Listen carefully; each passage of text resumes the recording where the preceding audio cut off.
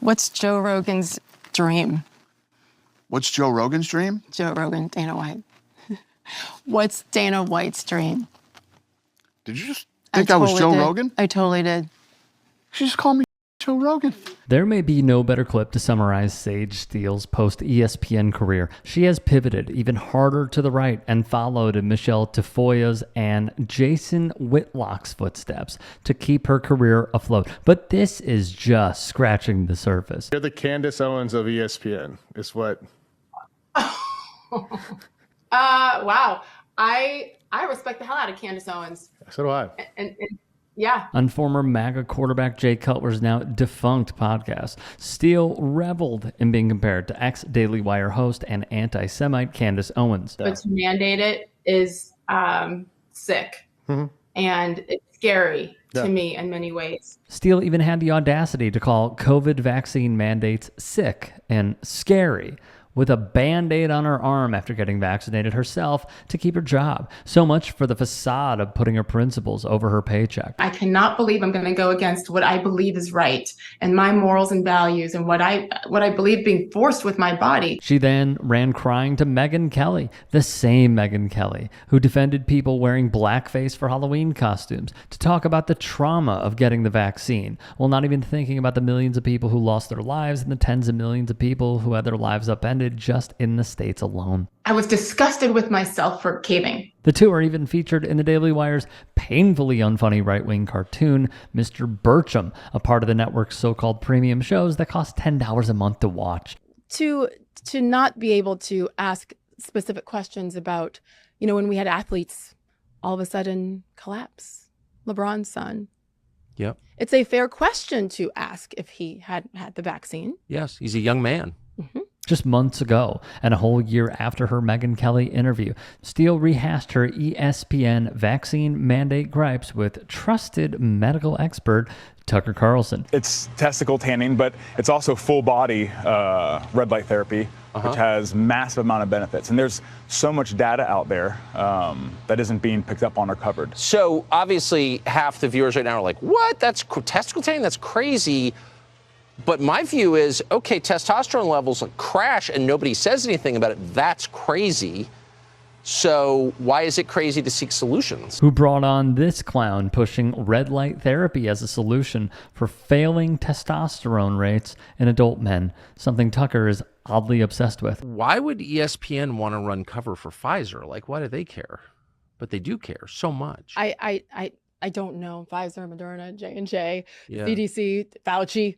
Like, it goes deep, right? It goes very deep. If you're still spinning COVID conspiracy theories like this in 2024, after all the horrors we've seen and the mountains of evidence and data collected, you really need to do some self-evaluation. But don't just take our word for it. When you dress like that, I'm not saying you deserve the gross comments, but you know what you're doing when you're putting that outfit on, too. Yeah. Her statements, while being anti-Black or making it seem as if she doesn't want to be associated with Black people because they've been mean to her or whatever she has said in the past, probably would not have been a big issue. But now she's anti-woman, and that's just a no-no. How do you tell a young girl you don't like the way she's dressed, so I don't want to mentor you or look at your tape? That's the absolute opposite of what anyone wants to hear. Former ESPN coworker Carrie Champion let loose on Steele for failing to recognize and care about the impact her actions and words have on aspiring female broadcasters, following the conservative mindset of, I got mine, so why should I help you get yours to a T? And speaking of diving deeper into the depths of the conservative mindset. And if you're going to vote, you good. You can vote, you can go protest, you can't go to the hospitals to see your loved ones. You just say you can't have funerals. Your kids can't go to school. So you have an environment where now people are just back to normal life. There's so many other things happening. I actually think that voter turnout overall is going to be a little bit lower in this election than in 2020. Sitting down with the representatives Byron Donalds and Wesley Hunt, Steele went full MAGA and cast doubt on the 2020 election results because, of course, she did. But before we move on, here's a small taste of Donalds and Hunt's politics. During Jim Crow, the Black family was together. That's right. During Jim Crow, more Black people were not just conservative, because Black people always have been conservative-minded, but more Black people voted conservatively.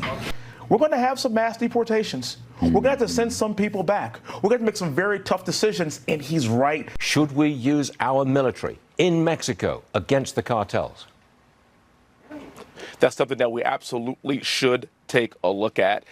There's some legislative things that we have to pass in order to get that done. But the idea of us drone striking these fentanyl plants in Mexico sounds like a pretty good idea to me. For even more context, Representative Hunt and Sage Steele were both present at the same event, where Representative Donalds made his Jim Crow comments with neither of them pushing back. So you can probably tell how the rest of their formal interview is going to turn out. Absentee ballots are going out ad nauseum. No requests, no checks. Then you have outside groups going to harvest those ballots to the tens of thousands, to the millions. When you look at the entirety of the country, that's how you get a Joe Biden with 81 million votes. He ain't getting 81 million votes again. Let's just call it what it is. They're trying to find any justification to cope with Donald Trump losing to someone as weak as Joe Biden. Trump and the Republicans only have themselves to blame for losing the 2020 election, but you won't hear these three stooges ever admit it. That's my point, though. They have perfected the game. Yeah. Republicans have been behind, and I don't think have overall, from at that level, run good campaigns for, I don't know. I mean, I go back to when I really started focusing, 90s, 2000. Certainly when you look at 2008 and how brilliant the Obama campaign was with so many basic level things, going deep dive into Facebook and getting that demographic, it was easy. Hope and change, the music, like it was brilliant. It worked. And Republicans have been way behind in that, generally speaking. I've never been to a Trump one. We got to get you there. That's going to happen. Listen, I'm out of the closet now. Now it doesn't matter. Steele using the term closeted to describe how she hid her unhinged conservative views is gross, considering her outward transphobia against trans athletes, the amount of likes that she had before Elon hid them on Twitter, but sadly, not unexpected, given who she has chosen to cozy up to in recent years. If you can and are willing, please become a paid member here at TYT Sports. And or go to tyt.com/join. In addition, you can follow me on Twitter, Instagram, and TikTok. Appreciate it. Have a great day.